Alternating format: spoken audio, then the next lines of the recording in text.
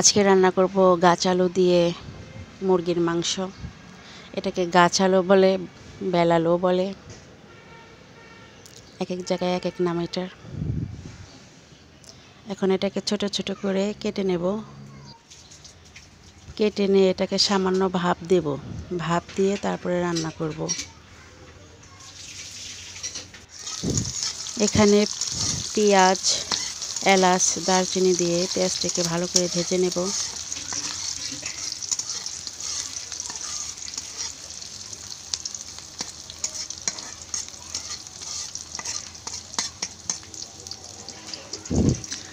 তারপর হলুদ, মরিচ, আদা রসুন বাটা, লবণ, মাংসের মশলা সব কিছু দিয়ে ভালো করে কষিয়ে নেব।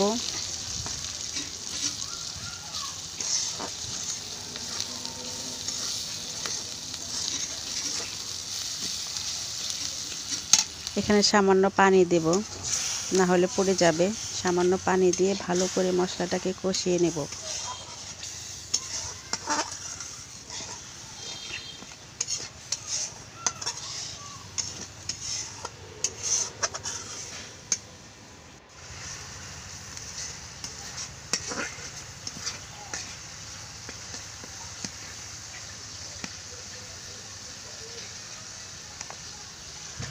এখন মুরগির মাংসটাকে দিয়ে মুরগির মাংস দিয়ে কষাবো।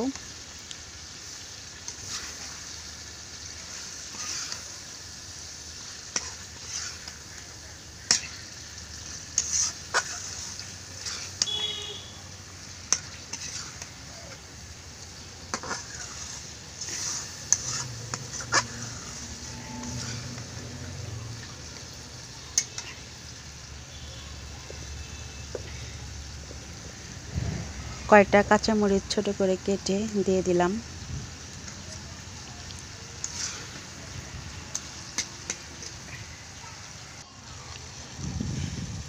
এখন এটাতে সেই সেদ্ধ করা আলু দিয়ে দেব।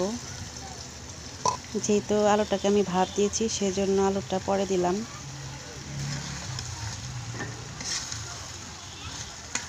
এখন আলু দিয়ে নাড়াচাড়া করে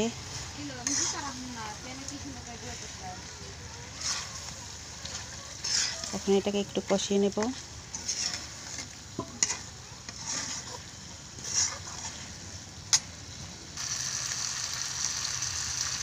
এখন দিয়ে দিব ঝোল। এই তো ঝোল দিয়ে দিলাম।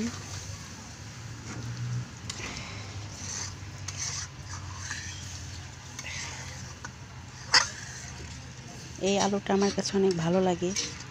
মাছ দিয়ে হোক, সবজি হোক, যেভাবেই রান্না হোক ভালোই লাগে খেতে। এই তো তরকারি প্রায় হয়ে গেছে।